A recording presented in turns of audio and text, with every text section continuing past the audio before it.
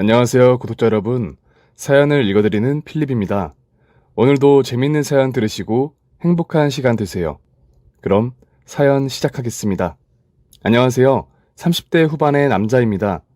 저에게는 조금 특별한 사연이 있어 사연을 남기게 되었네요. 저의 사연을 말씀드리자면 조금 긴데 저의 유년기까지 가야 할 것 같아요.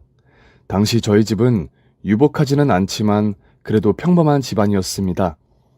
저는 아버지와 단짝이었고 제 10살 터울 남동생은 어머니의 단짝이었죠. 나이 차이가 많이 나는 동생은 당연히 어머니 품에 있었고 저는 아버지와 강가에 나가 물수제비를 뜨는 것이 가장 즐거웠습니다. 아버지는 저에게 있어 정말 영웅 같은 존재였어요. 항상 아버지는 저에게 말씀하시곤 했습니다. 건철아, 아빠가 오늘도 어떡하라고 했지? 착하게 살자? 아니, 씩씩하게 살자고, 응?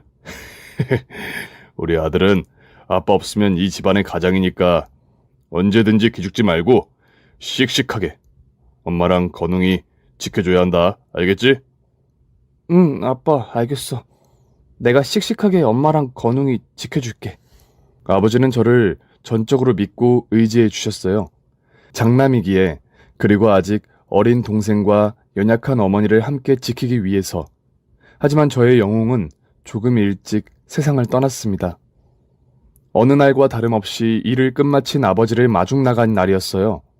작은 동네라 신호등도 없던 그 횡단보도를 제가 건너지만 않았더라면 저의 영웅은 사라지지 않았을 거라 아직도 생각이 듭니다.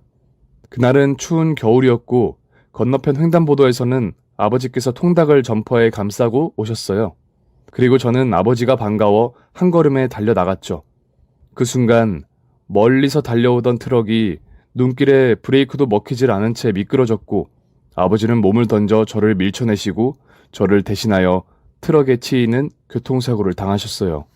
그리고 응급실에서 하루를 버티지 못하고 돌아가셨죠.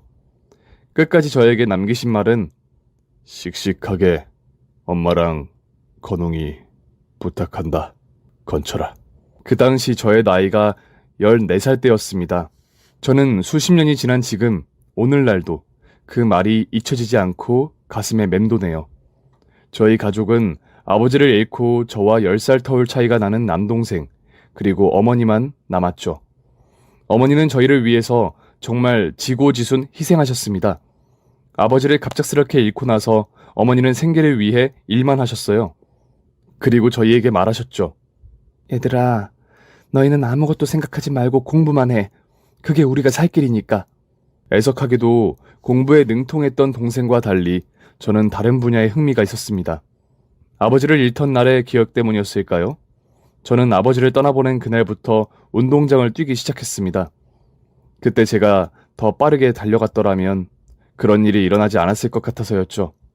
그러다 보니 자연스레 참 달리기를 잘했죠. 하지만 제 재능은 어머니 눈에는 그저 뜀박질에 불과했습니다. 어머니는 유난히 공부에 집착을 하셨어요. 우리 집이 처음부터 유복했더라면 지금까지의 지경까지 이르지 않았을 것이라 생각하시는 것 같았죠. 그렇게 어머니의 애정의 기울기는 빠르게 변해갔습니다. 어린 시절 아버지 껌딱지였던 저, 그리고 어머니의 껌딱지였던 남동생. 그 시간의 차이로 벌어진 애정의 기울기만 있었다면 다행이었겠지만 공부도 잘하고 어머니를 유난히 따르던 남동생을 어머니는 남들이 보기에도 저보다 더 사랑하셨어요. 어느 날 시장에 나가도 어머니를 유독 닮은 남동생에게만 시선이 쏠리고 저는 마치 다른 집 아이 같았죠. 어머, 네가 건웅이구나. 아이고, 똘똘하게 생긴 것 좀 봐라. 어? 얘가 저를 닮아서 딱 알아보시네요. 근데 첫째는 어딨어요, 건웅 엄마? 아, 그게... 어렴풋이 느껴지던 애정의 차별은 그때부터 시작이었습니다. 짐꾼으로 서 있던 저를 숨기셨어요. 왜였을까요? 아직도 어머니의 마음은 이해가 가질 않았습니다. 치킨을 시키더라도 닭다리는 무조건 건웅이의 몫이었죠. 저도 그래도 나름 이해는 했지만 정말 서러운 날에는 어머니께 하소연하기도 했습니다. 하지만 어머니는 저에게 매몰차셨죠. 저는 그 이유를 잘 몰랐어요. 하지만 어머니가 외할머니하고 통화하시는 소리를 듣고 저는 깨닫고 말았죠. 엄마. 뭐 잘 지내고 있지. 보내준 생활비는 괜찮아? 너는 내 걱정 말고 건철이랑 건웅이만 신경 써. 엄마, 안 그래도 건웅이 애가 천재인 것 같아. 내 자식 같아서가 아니라 이번 그놈의 건웅이 건철이는 잘 지내는지 왜 한마디도 없어. 건철이? 걔 이야기는 별로 안 하고 싶어. 그게 무슨 소리야. 네 배 아파서 낳은 자식인데 안 아픈 손가락이 어디 있어. 자꾸만 건철이 보면 화가 나, 엄마. 이러면 안 되는 거 아는데 안 되는 거 알면 그러지 말아야지. 건철이가 건웅 아빠 죽인 것 같아서 화가 치밀어. 저는 얼음장처럼 방문 뒤에 숨어 있을 뿐이었습니다. 어머니는 어린 시절 건웅이와의 기억, 건웅이의 똑똑한 재능도 분명 이유였겠지만 제가 아버지를 잡아먹은 자식이라는 표현을 해가며 저의 험담을 늘어놓고 계셨어요. 어린 저는 모든 게 저의 탓이구나라는 생각이 들었습니다. 저는 그날 이후 완전히 어머니께 복종하며 살았습니다. 저의 죗값을 치러야 한다고 생각이 들었어요. 건웅이에게도 최선을 다했습니다. 중학교를 졸업하고 나서 저는 고등학교를 들어가지 않고 일용직 근로를 하기 시작했습니다. 물론 미성년자는 일할 수 없는 곳이었지만 아버지가 다니시던 직장 동료분이 계신 곳이라 저에게 일감을 주셨죠. 여느 고등학생과는 다른 삶이었습니다. 진한 공사장의 흙냄새, 여기저기 묻은 석고, 아저씨들의 진한 담배향이 저의 학창시절을 메웠습니다. 그렇게 인부 아저씨들 밑에서 대리석을 나르고 벽돌을 나르고 그래도 평소 운동을 꾸준히 해온 탓인지 그렇게 숨막힐 정도는 아니었습니다. 그리고 제법 빠른 일처리로 인부 아저씨들에게 이쁨을 받았죠. 기특하다며 일찍 퇴근을 시켜주신 덕에 봉급 봉투를 들고 집으로 돌아가던 길, 아버지가 사오시던 통닭이 생각나 2마리를 사서 집으로 향했습니다. 그리고 문을 열고 들어가는데 어머니께서 화들짝 놀라시며 왜 벌써 들어오냐고 하시더군요. 집안에 따뜻한 고기 향이 났습니다. 그리고 안에서는 동생 건웅이가 한우 소고기를 먹고 있었죠. 저는 치킨을 뒤로 숨겨 들고는 어머니께 머쓱하게 이야기했습니다. 건웅이 밥 이제야 먹는 거요? 잘 되었네요. 저도 아직 밥을... 나가서 국밥 사 먹어. 네? 아니 제가 통닭도... 그거 너 혼자 나가서 먹으라고. 지금 먼지 떨어지잖아. 씻고 오던가. 그리고 저의 손에 쥐어진 봉급 봉투를 보시더니 혀를 차셨습니다. 건철아, 그렇게 죽어라 일하면서 이번에도 그 정도야? 그 정도로는 우리 건웅이 서울대 못 보내. 알아요. 하지만 이 주변에는 일할 곳이 거기밖에. 너 성인 되면 서울로 올라가. 네? 서울이요? 갑자기 왜? 네 아버지 직장 동료분이 더 1급 세게 쳐준다고 약속했어. 네가 우리 집 가장이잖니? 우리 건웅이 서울대 안 보낼 거야? 보내야죠. 그래, 보내야지 우리 집이 사는 거야. 너는 하는 게 뭐니? 막노동밖에 더 있니? 지금 우리가 믿을 건 건웅이뿐이야. 너는 고졸에다가 어디 명함 한 장 못 내밀잖니? 일자리 생겼을 때 가는 게 맞아. 그래도 갑자기 서울은... 갑자기는 무슨 갑자기야. 여기 네 방이 있니? 네 물건이 있니? 그렇습니다. 저는 이곳에서 돈 벌어다 주는 이방인 신세였죠. 그렇게 등 떠밀듯 떠나온 서울 상경이었습니다. 저는 죄진 사람 마냥 복종할 수밖에 없었어요. 이렇게 된 건 다 제 탓이라고 생각했기 때문이죠. 제가 가서 일하게 된 곳은 이삿짐 센터였고 조금 큰 업체였죠. 반갑다 건철아. 네 아버지랑 쏙 빼 닮았네. 네, 반갑습니다. 저는 뭐부터 하면 될까요? 그래, 오늘 첫 출근이니까 옆에서 배운다고 생각하고 일해. 다치지 말고. 저는 탑차에 몸을 싣고서 이사 현장으로 이동했습니다. 그리고 거기서 지금 아내를 만나게 되었죠. 아내는 주방 이사를 담당하는 업무를 보고 있었어요. 가전을 나르는 저와는 동선이 조금 애매해 부딪힐 일이 적었지만 저는 한눈에 보고 사랑에 빠졌습니다. 왜냐면 제가 가전을 나르다가 손이 베었는데 아무도 걱정이라곤 해주지 않는 이곳에서 제게 먼저 다가와 반창고를 건네주었어요. 오랜만에 느껴보는 따뜻함이었습니다.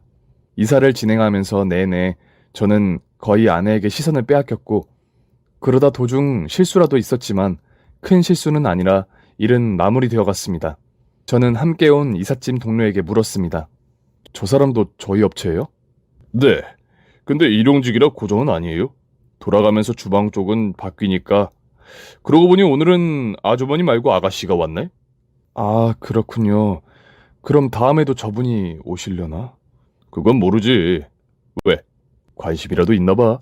아니요. 그냥 궁금하기도 하고 혹시나 주방 쪽에 손 빌릴 일이 있으면 알아두면 좋을 것 같아서 그러죠. 에이, 삼촌한텐 숨기지 말고 이야기해봐, 어? 아이고, 이거 일터에서 말이야, 청춘 남녀 정문나게 생겼네. 조용히. 다 듣겠어요. 힐끗 쳐다보니 다행히도 듣지 못한 것 같았습니다. 저에게는 첫사랑이었죠. 짐을 다 싣고 나서 조수석에 타려는데 멀리서 아내가 미처 싣지 못한 짐을 힘겹게 들고 오고 있었어요. 저는 이때다 싶어서 달려가 짐을 들어주었죠. 감사합니다. 제가 해도 되는데. 뭐 같은 집 이삿짐인데 이 정도는 나눠 들어도 괜찮죠. 혹시 다음에도 저희 업체로 일하시러 오시나요? 네? 저기 삼촌이 그쪽이 주방 쪽 일을 깔끔하게 한다고 다음에도 괜찮으시면 계속 한 팀으로 가도 좋을 것 같다고 해서요. 정말요? 그렇게 해주시면 저는 정말 감사하죠. 감사합니다. 그렇게 저희의 만남은 시작되었죠. 다음 스케줄도 아내가 도맡아 하게 되었고, 저희는 어느 정도 말을 트는 사이가 되었죠. 혹시 괜찮으시면 끝나고 밥 한 끼. 제가 살게요, 건철씨. 매번 간식도 갖다 주시고 너무 감사해서요. 수줍게 식사 대접을 하겠다던 그때의 아내의 모습은 아직도 잊히지 않을 정도로 아름다웠습니다. 그렇게 식사를 하고 나서는 아쉬워서 제가 영화를 보여주겠다고 영화관에 가고, 그리고 나서는 또 고맙다고 아내가 야식을 사 술자리까지 갖게 되었죠. 지금 생각해보면 둘 다 호감이었다고 생각합니다. 지금의 아내는 제가 쫓아다녔다고 아이들에게 말하며 놀리지만요. 건철 씨는 어쩌다가 서울로 오신 거예요? 본가는 대구 아니세요? 맞아요. 동생이랑 어머니가 대구에 계시고 아버님은 돌아가셨어요. 저 14살 때 교통사고로. 질문이 실례였다면 정말 죄송해요. 아니에요. 시간도 많이 지났고 어쩌면 아버지께서 미연 씨를 소개시켜 준 게 아닌가 하는 생각이 드네요. 네? 아니요. 제가 술을 먹으니 별소리 다 하네요. 그러니까 제 말은 미연 씨 같은 좋은 분을 알게 되어서 아내가 저에게 갑작스럽게 입맞춤을 해왔습니다. 저는 너무 놀라 벙쪄 있는 상태였는데 아내가 수줍게 말했죠. 저를 좋아하고 있다고요. 그렇게 저희는 그날 이후로 다른 관계가 되었습니다. 연인 관계가 되었죠. 저는 아내에게, 아내는 저에게 기대어 서로가 서로의 힘이 되어 주었어요. 서로 속사정도 비슷하였기에 더 잘 통했던 것 같아요. 그 당시 아내도 집안 사정 때문에 중학교를 중퇴하고 일을 시작해 여기까지 왔다고 하더군요. 하지만 학벌은 저희에게 중요하지 않았습니다. 저희는 서로가 같은 부류인 것이 위로이자 사랑이 되었으니까요. 그렇게 저희는 이삿짐 센터 식구들의 축하를 받으며 서울에서 식을 올렸습니다. 어머니께 연락드렸지만 건웅이 일로 바쁘시다며 오시지 않았고, 어릴 적부터 부모님과 척을 지고 지낸 아내도 소소하게 식을 올리자 하여 업체 식구들끼리 조용하게 행복한 결혼식을 올렸죠. 그래도 아내는 자기 집은 그렇다 쳐도 저희 집에는 인사를 가야겠다고 내조를 하더라고요. 저도 맞는 생각인 것 같아 아내를 데리고 본가인 대구로 내려갔습니다. 찾아가는 데는 애를 먹었습니다. 이사를 간 집도 저희에게 알려주지 않으셨던 걸 몰랐거든요. 제 월급 반절 이상의 돈을 생활비로 드리고 있었는데 이렇게 저에게 무심하신지 다시금 체감하게 되었어요. 그리고 찾아간 집에는 남동생 건웅이만 있었죠. 어머니는 잠시 볼일을 보러 가셨다고 했어요. 건웅이와 저와 10살 터울이라 고등학교 2학년이었습니다. 뭐야? 거짓마냥 꼬라지가 왜 그래? 첫 마디를 듣는 순간 머리가 띵해져 왔지만 아직 철없는 고등학생이니 이해를 하고 넘어갔습니다. 그래도 형한테 거지가 뭐냐, 거지가. 형수님이야, 인사해. 안녕하세요. 근데 혹시 그 옷 브랜드가 뭐예요? 저희 와이프가 차려입은 옷을 말한 거였어요. 평소 검소하던 저희 와이프는 보세 옷만 찾아 입었죠. 그것을 무시하듯 말하는 거였어요. 설마 뭐 시장통 뭐 그런 거 아니죠? 야, 조건웅. 형수님한테 그게 무슨 말이냐? 잠깐만. 손에 든 거 뭐예요? 설마 뭐 음식이라도 바리바리 싸온 거예요? 그래. 형수가 너 좋아하는 반찬 먹이려고 이렇게 손수... 그때 건웅이가 달려와 아내의 반찬 꾸러미를 채가고는 내용물을 확인하고 바닥으로 내팽겨 쳤습니다. 조건웅! 이게 무슨 짓이야? 어쩐지 어디서 쉰내가 자꾸 나더라니. 이런 거 못 먹어요, 전. 라며 손사래를 치는 조건웅은 발로 쓱쓱 반찬을 밀었고 아내가 맨손으로 반찬을 주워 담았습니다. 아무리 철부지라지만 형수에게 이러는 동생을 용납할 수 없어 혼이라도 내주려던 찰나 어머니가 오셨어요. 어머니는 저희를 쓱 쳐다보시더니 신리 나간 개도 제 집은 잘 찾아온다더니 저희에게 막말을 하셨습니다. 어머니, 그래도 제 안사람 앞에서 개라는 말은 뭐 내가 잘못 말했니? 그냥 비유한 거 가지고 예민은? 예민이 아니라 조건웅이 먼저. 아이고 신내야, 이게 다 뭐라니. 뭐 이런 걸 파리바리 싸들고 와, 쓰레기 봉투 아깝게.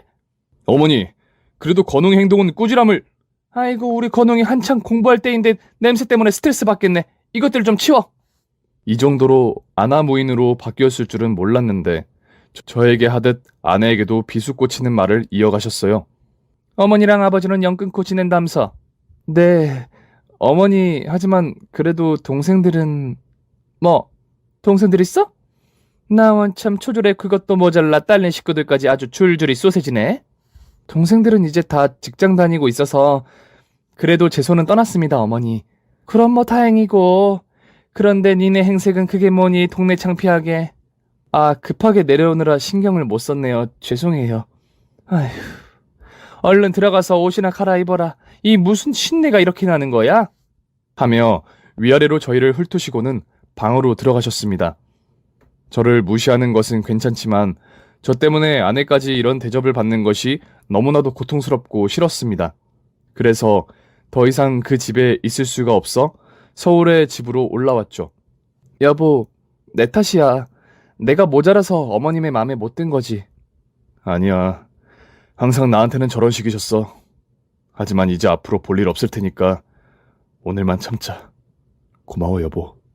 연신 아내가 자신이 모자란 탓이라며 괜찮다고 위로를 해주자 저는 말없이 눈물을 삼킬 뿐이었습니다. 그리고 그날의 상처가 아물기도 전인 몇 개월 후 다짜고짜 어머니께 연락이 왔습니다. 집 주소. 네, 어머니, 뭐라고요? 너희 집 주소 어디냐고. 지금 서울역 앞이다. 우리가 찾아갈 테니 나오지 말고. 대뜸 서울로 올라오신 어머니와 동생 건웅이에 당황을 했습니다. 그리고 2시간 뒤 어머니는 저희 집으로 들어오셨죠. 막무가내로 문을 두드리는 바람에 이웃집이 민원을 넣을 정도였어요. 어머니, 서울까지 연락도 미리 없으시고 무슨 일로. 아이고, 문 좀 빨리빨리 열어라, 응? 아무튼 간에 잘 들어. 건웅이 수재래. 몰랐지, 건철아. 수재요? 건웅이가요? 그래, 건웅이가 IQ가 그렇게 뛰어나다는구나. 건웅아, 그래, 네가 어릴 적부터 영특했던 건 나도 잘 알지. 대단하구나. 근데 여긴 방이 하나밖에 없니? 네? 방이 하냐냐고. 한 번 말하면 알아듣는 구석이 없어. 네, 안방이랑 작은 방 하나 더 있기는 한데 오늘 머물다 가시려고요? 그럼 이불이라도 마련. 아니, 건웅이 여기서 대입 준비 좀 너희가 도와야겠다. 네? 여기서 건웅이요? 작은 방은 옷방이라. 지금 대입 준비하는 수지한테 옷방은 무슨? 그럼 안방을 내어달라는 말씀이세요, 지금? 아니, 기껏해야 너희 일하러 나가서 와서 자는 거밖에 더 해? 지금 중요한 게 건웅이 대입이지. 생각들 좀 하고 살아. 그래도 저희 신혼이에요, 어머니. 신혼은 얼어 죽을. 건웅이가 성공하면 너희도 성공하는 거야, 어? 이번에 뒷바라지 안 도와주면 앞으로 나 찾아올 생각도 하지 말고 건웅이 성공해서 콩고물 얻어먹으려고도 하지 마. 알겠어? 아니, 안 돕는다는 게 아니라 안방까지 내어주는 건. 이런 말까지는 안 하려 했는데 네가 우리 집에 도움이 되는 게 뭐니 도대체가? 집 가세 무너뜨려 이제는 훨훨 날아갈 네 동생 날개를 죽지라도 부러뜨려야 속이 시원하겠니? 옆에서 건웅이까지 거들기 시작했습니다. 저희는 어이가 없었어요. 그래, 형. 내가 서울대 합격하고 공시 해내고 하면 형도 내 덕 좀 볼 거 아니야. 미리 값 치른다고 생각들 해. 뭐가 그렇게 어렵다고 좀 간단하게 생각을 좀 하자고. 이래서 진짜 형하고는 대화가 안 통한다니까. 너 뚫린 입이라고 자꾸 형한테 막말할래? 형이 형다워야 내가 형 대접을 하지. 나이 그만큼 먹고 아직도 일용직이나 하면서. 뭐? 너 할 말 다 했어? 저도 화가 치밀어 올랐습니다. 그래서 소리쳤죠. 하지만 어머니의 하소연이 이어지기 시작했어요. 아이고, 내 팔자야. 자식 새끼 키워놨더니 애비 잡아먹은 것도 모자라서 애미까지 쓰러뜨리려고 하네. 아이고, 아이고. 소리를 너무 치셔서 이웃집까지 소리가 들릴 정도였고 계속되는 민원 덕에 경비실에서 경비 아저씨가 경고까지 주시는 지경까지 이르러서야 저희가 남동생 건웅이를 받아주기로 하고 일은 마무리되었습니다. 어머니는 안방을 내어줄 것을 단단히 약속을 하고 내려가셨어요. 저희는 건웅이에게 안방을 내어주지 않으면 또 어떤 사단이 일어나 시끄러울까 염두를 하고 안방을 내주었습니다. 저희는 일 끝나고 돌아오면 저녁 8시였고 출근도 아침 7시에 했으니까요. 한번 양보해주자 생각했습니다. 하지만 나날이 건웅이의 갑질이 심해지기 시작했습니다. 형수, 이것 좀 하며 자기 속옷과 흰 셔츠를 내밀더군요. 손빨래를 해오라고 말이에요. 도련님, 이제는 자기 옷은 자기가... 아, 엄마 알면 난리 날 텐데? 데이트 준비하는 애 빨래 시킨다고. 도련님, 매번 이런 식이면 저희도 못 참아요. 못 참아요? 못 참으면 어쩔 건데요? 네? 뭐 어쩌실 거냐고요? 보던 제가 못 참고 건웅에게 소리쳤습니다. 야, 조건웅! 너 어디다 대고 형수님한테 이래라 저래라야. 아무리 어머니가 부탁했어도 그렇지. 너보다 한참 나이 어른인 형수한테 말이야. 내가 너 그렇게 버릇 없어지라고 꼬박꼬박 생활비 붙여가면서 일해온 줄 알아? 와, 나 이제는 나한테 소리까지 치네? 엄마한테 전화 한 통이면 쫄아서 벌벌 길 거면서 너 언제까지 어머니 치마폭에 둘러싸여서 지낼래? 그만 좀! 건웅이는 어머니께 전화를 걸며 저를 향해 비웃음을 날리더군요. 엄마! 아니 형이 말이야. 나 막 때리려고 그러고 빨래 시키려고 완전 여기 종처럼 부려먹어 엄마. 나 데이 망치면 어쩌려고 저러는 거냐고. 해명을 하려 핸드폰을 다급히 빼서 들어 액정 화면을 보는데 전화는 거짓말이었습니다. 그리고 한참을 깔깔대며 웃더군요. 꺼봐. 엄마 소리 하면 껌뻑 죽는 게 뭐? 어른? 어른이란다. 아, 개웃겨. 조건웅, 너 자꾸 이러면 어머니고 뭐고 댁으로 돌려보낼 거야. 보내봐라. 보내지나? 아니, 형은 진짜 못 배워서 그런 거야? 아니면 진짜 머리가 나쁜 거야? 나는 가끔 보면 둘이 신기해. 둘이 IQ 합하면 돌고래 정도는 나오려나? 아니다. 돌고래는 너무 높고 이건 내가 좀 더 세밀하게 생각해봐야겠어. 에? 조롱과 갑질은 이 정도 선에서 멈추지 않고 나날이 수위만 높아져 갔습니다. 한날은 대입 친구들을 다 데리고 와서 대접하라며 갑질을 하기 시작했고, 한날은 아내가 끓여준 김치찌개가 맛이 없다며 밥상을 엎어 아내의 허벅지에 화상을 입히기까지 했죠. 아, 이거 진짜 이거 뭘로 끓인 거예요? 아, 저기 가서 음식물 쓰레기통 뒤져도 이것보다 맛있겠다. 아, 뜨거! 아, 형수님 실망인데? 피하시려면 조금 더 빠르게 움직이셨어야죠. 아, 재미없어. 뭐라고요, 도련님? 지금 안 보여요? 저 화상 입었다고요. 아, 네. 그거 그냥 거즈로 닦고 소독하세요. 보니까 돼지 껍데기 같아서 금방 낫겠네요. 뭐요? 돼지 껍데기? 도련님 진짜 이제 좀 제발 그만 좀 하세요. 지친다고요, 지쳐. 지금 저 스트레스 주시는 거예요? 아, 진짜 기분 나빠서 공부 안 될라 그러네. 엄마한테 전화... 도련님, 아니에요. 제가 미안해요. 다음부턴 참치 넣고 맛있게 끓일게요. 저희는 이 악물고 참았습니다. 물보다 진한 것이 아닌 질긴 것이 피라고 저희는 막무가내인 어머니와 건웅이 두 사람을 말릴 수가 없기에 보고 당하는 수밖에 없었어요. 그래도 수능날을 손꼽아 기다렸죠. 제발 한편으로는 떨어지길 바라면서도 한편으로는 떨어지게 되면 또다시 재수를 한다고 들러붙을 것 같아 겁이 나기도 했습니다. 어머니는 수시로 집으로 올라와 건웅이를 확인한다고 집안을 엎어대며 마음에 들지 않는 것이 있으면 소리를 치시는 바람에 저희 빌라 안에서 저희는 골칫덩이 신세가 되었죠. 그래도 벼뜨는 날이 온다고 수능의 날은 찾아왔고 건웅이는 서울대를 합격했습니다. 그렇게 훗날 공무원 합격도 하게 되면서 저희와는 볼 일이 더 이상 없으리라 생각했죠. 이것이 이 사연의 결말이었다면 보내지도 않았을 것입니다. 이삿짐 센터를 계속 업으로 삼아오던 저는 뜻밖의 난관에 빠지게 되었습니다.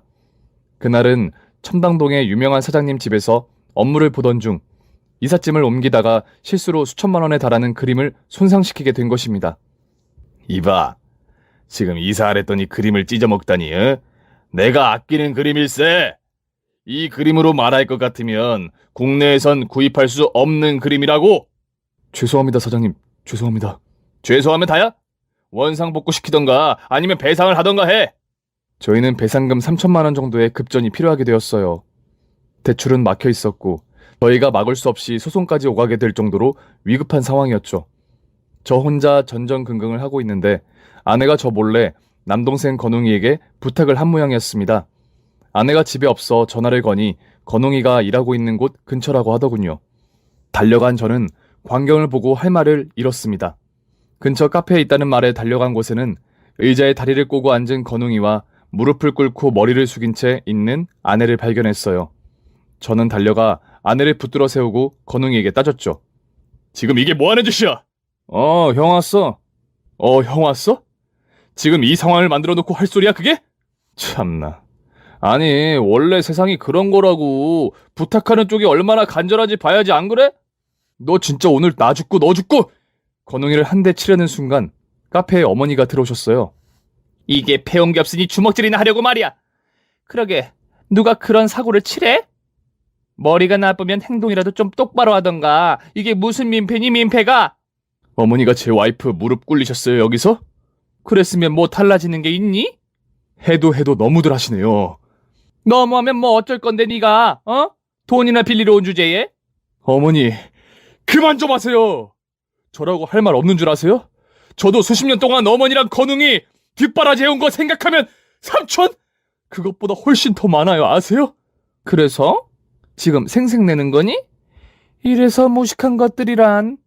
어머니 도대체 저한테 왜 그러시는 건데요, 왜? 저랑 건웅이 둘 다 어머니 뱃속에서 나온 자식들이에요.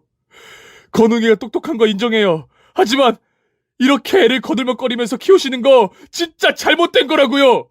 네가 뭔가 잘못했다 말아야. 그래서 서울대 보내고 행시 합격하고 그런 건웅이가 너보다 못났다는 거니? 참나.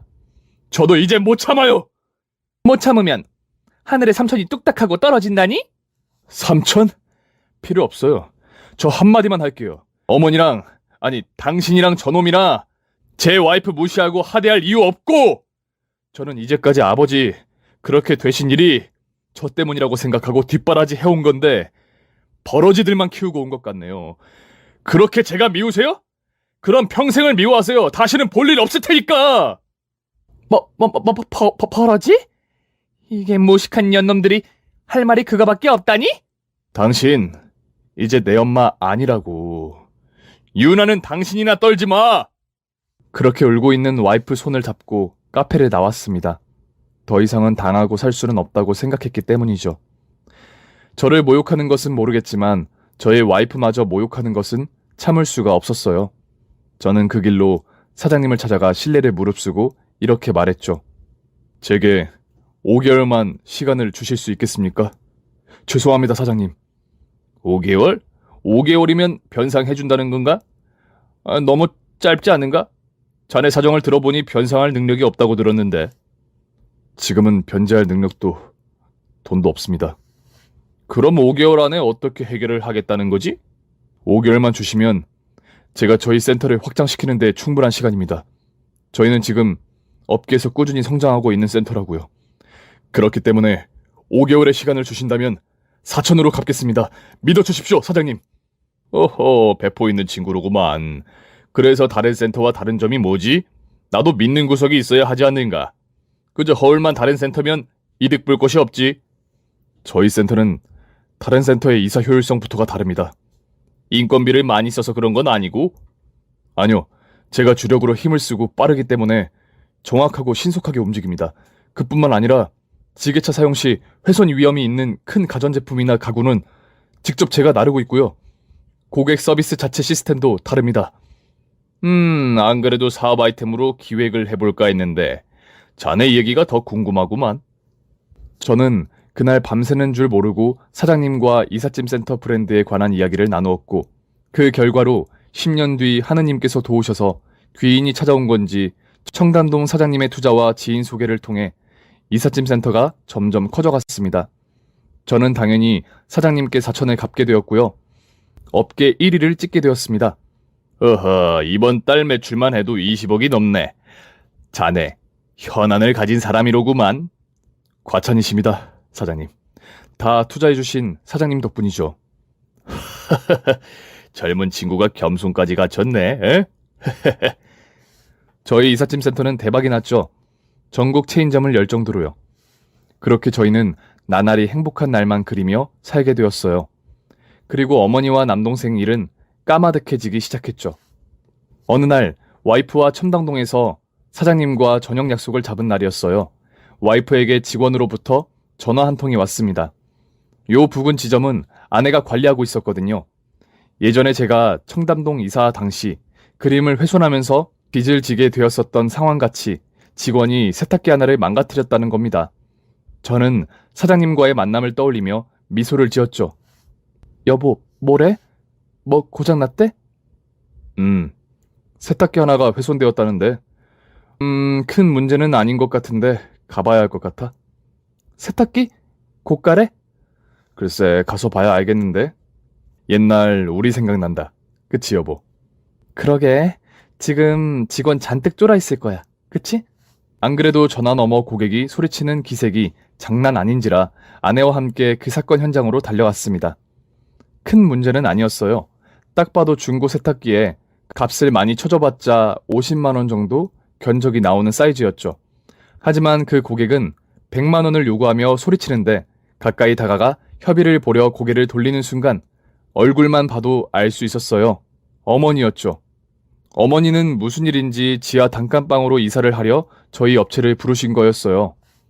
어머나, 세상에 너 건철이 아니니?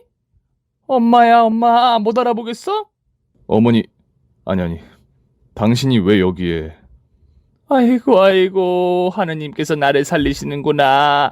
건철아, 네가 이 업체 대표라면서 도대체 네가 무슨 일이 있었던 거니? 이 애미 좀 도와다오, 건철아.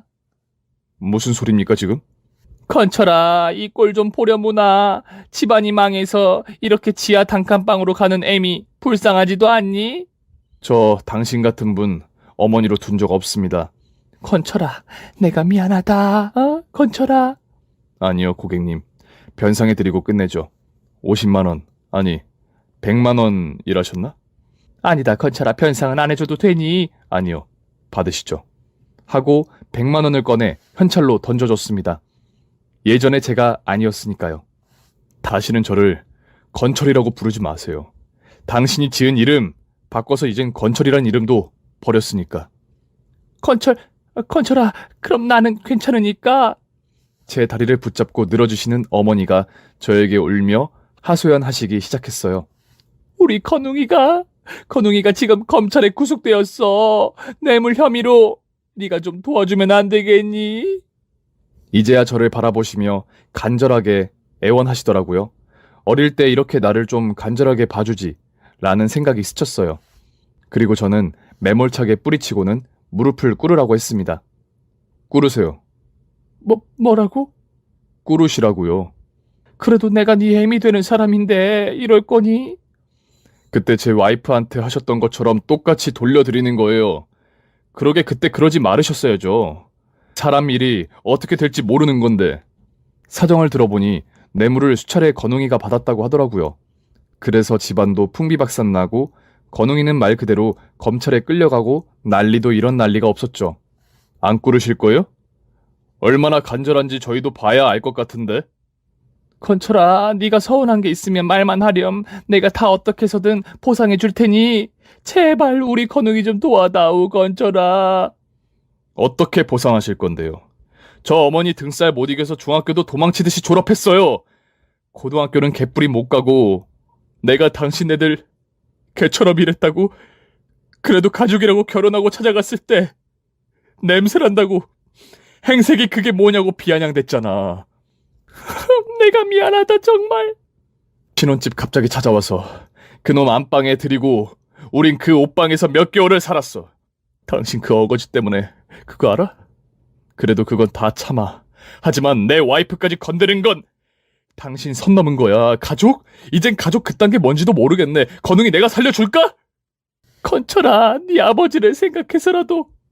그럼 무릎 꿇어봐! 생각해 볼 테니까. 솔직한 마음으로는 겁주고 끝내려 했어요. 하지만 끝까지 어머니는 이기적이셨죠. 너 때문에 남편 잃고 아들까지 잃어야 마음에 들겠니? 이 짐승만도 못한 거사. 하며 소리를 또 고래고래 지르더라고요. 그래, 이게 당신 모습이지. 사람은 역시 안 변해. 잠깐이라도 변했을 거라고 기대한 내 잘못이지. 하긴 사람이 변하면 일찍 죽는데요. 변하지 말고 그대로 살아주세요, 제발. 뭐? 일찍 죽어? 말 타했니? 지금 이게 어디서 폐륜은 무슨? 엄마 같아야 저도 예의를 차리죠. 아직도 어거지 부리시는 거 그대로이시네요. 억지? 내가 무슨 억지야. 억지는 네가 부리는 거겠지. 그렇게 빽빽 소리 지르실 때가 아닌 것 같은데요. 지금 당장 그 귀한 자식 목숨줄 달랑달랑 거리지 않나? 정말 너는 천벌을 받을 거야. 천륜을 어기고. 천벌은 위에서 알아서 공평하게 주시겠죠. 저도 기대가 되네요. 그리고 마지막 말도 잊지 않았어요. 그리고 더 작은 단칸방으로 이사 갈 때 서비스로 가전은 무료로 해드릴 테니까 언제든지 이용하세요, 고객님. 하고 명함 던지고는 나와버렸습니다. 나오는 골목에서도 고래고래 소리치는 것이 다 들리더라고요. 저 성격이면 아마 저 집에서도 쫓겨나지 않을까 싶습니다. 결국 조건웅은 교도소로 갔고 들리는 풍문으로는 그곳에서 형님들 재떨이 역할을 하며 근근히 지낸다고 들었습니다.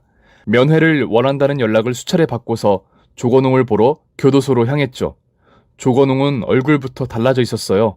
아마 깜빵 안에서 정신교육을 제대로 받은 모양입니다. 형, 나 좀 도와주면 안 될까? 형? 형이라니. 저는 그쪽 같은 사람 모르고 존칭 좀 쓰죠, 서로. 왜 그래, 형? 내가 잘못했어. 진짜 잘못했어. 당신네들은 어쩜 그렇게 끔찍하게 똑같아? 얼굴도 그렇고 하는 짓도 그렇고 볼 때마다 역겨워 죽겠어. 형, 그때 내가 형수님 무릎 꿇려서 그래? 내가 수천 번, 수백만 번이라도 꿇을 테니까 제발 나 여기서 꺼내주라. 어? 내가 여기서 나가면 형 말 다 들을게. 진짜야. 형이 죽으라면 죽고 기라면 길게. 그럼 그냥 여기서 살아라, 넌. 뭐? 너한테 딱 어울리는 것 같아. 네 빌어먹을 성격이나 재수없는 그 공부놀이 저 깜빵 안에서 열심히 하라고. 너 공부 좋아하잖아. 아니, 진짜 듣다 보니까 기어주니까 뭐라도 된 것 같아? 이거 봐. 역시 똑같다니까? 붕어빵이야 아주. 형은 무슨 그냥 남들 이삿짐이나 나르는 주제에? 직업에 귀천은 없다만 어쩌지? 나는 그 이삿짐 나르고 수십억을 벌고 잘 먹고 잘 사는데? 뭐? 너 땡땡땡 센터라고 들어봤어? 거기 대표이사가 나야. 뭐라고? 형이? 거짓말 치지 마. 그러게 나도 놀랍네. 어릴 때 공부 잘하는 네가 성공할 줄 알았는데 이래서 사람은 성품이 중요하다고 하나 보네. 중졸 주제에 아직도 학벌 타령이냐? 그래서 네가 안 되는 거야. 내가 네 머리 가지고 있었으면 그딴 식으로는 안 써 머저리야. 머저리? 무식한 게 무식할 말만 하네. 그래, 무식이고 학벌이고 뭐고 간에 중요한 건 우리가 이 벽 사이를 두고 완전히 다른 세상에 살고 있다는 게 중요하지. 어머니도 별로 상태 안 좋아 보이시던데. 사식이나 넣어주실란지 모르겠다. 난 내 1초도 돈이 되는 사람이라 너한테 쓸 비용은 없어 그만 간다. 그렇게 조건웅은 교도소에서 수년을 더 지내야 했고 어머니, 아니 그 사람은 그 성격을 못 버리고 이웃집과 다툼을 하다가 그 집마저 쫓겨났다고 해요. 이 구역의 이삿짐 센터는 제가 다 뚫고 있으니 블랙리스트로 박아놓았고요. 아마 그 흔한 용달 하나 구할 수 있을지 의문이네요. 그리고 축복받을 일은 저희 집 둘째가 수재라고 하더라고요. 저희는 절대 그 아나무인처럼은 아니 키울 겁니다. 제 사연은 여기까지이고요. 들어주신 분들 모두 감사합니다. 오늘 준비한 사연은 여기까지입니다. 재미있게 들으셨다면 구독과 좋아요 눌러주세요. 제게 아주 큰 힘이 됩니다. 그럼 저는 다음 사연으로 찾아뵐게요. 오늘도 건강하고 행복하세요.